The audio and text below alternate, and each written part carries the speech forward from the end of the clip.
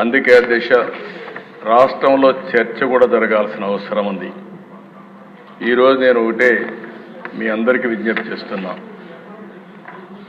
నిన్న మొన్న మనందరం కూడా మాట్లాడుకున్నప్పుడు కొన్ని డిస్కస్ చేశారు.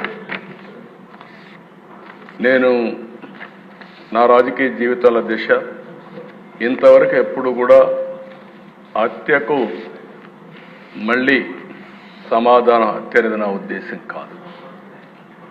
ఎప్పుడైతే కక్షకు మనం పోతామో అక్కడి నుంచి ఇది రావణాసుడి కష్టమారిగా తయారవుతుంది. నేను ఇక్కడ తప్పు చేసిన వ్యక్తుల్ని ఎట్టి పరిస్థితుల్లో వదిలిపెట్టాం.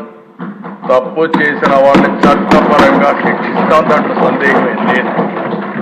కానీ చట్టాన్ని మన చేతుల్లోకి తీసుకుని మేము కూడా ప్రతీకారం తీర్చుకుంటామంటే మాత్రం చాలా సమస్యలు వస్తాయి.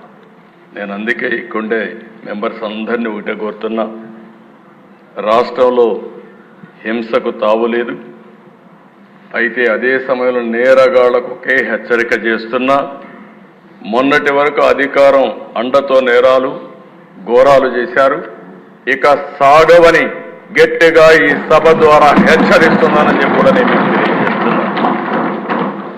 రాజకీయ ముసుగులో నేరాలు చేయడం, ఒకప్పుడు తీవ్రవాదుల సమస్య చాలా ఈజీగా పరిష్కారం చేశాం. ముఠా నాయకుల సమస్య నాకు కొద్దిగా ఇబ్బంది కలిగింది.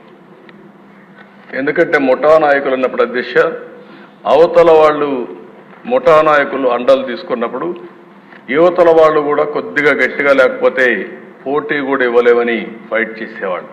నేను ఒకటే చెప్పాను మా పార్టీ వాళ్ళకి, తప్పదు, మనందరం కూడా ముఠాలు తుదముట్టించాల్సిన అవసరం ఉంది, గట్టిగా ఉంటామని మన పార్టీ వాళ్ళని కూడా నేను అరెస్ట్ చేసి ముఠాలని పూర్తిగా రూపుమాపిన చరిత్ర తెలుగుదేశం పార్టీదని చెప్పి కూడా నేను తెలియజేస్తున్నాను.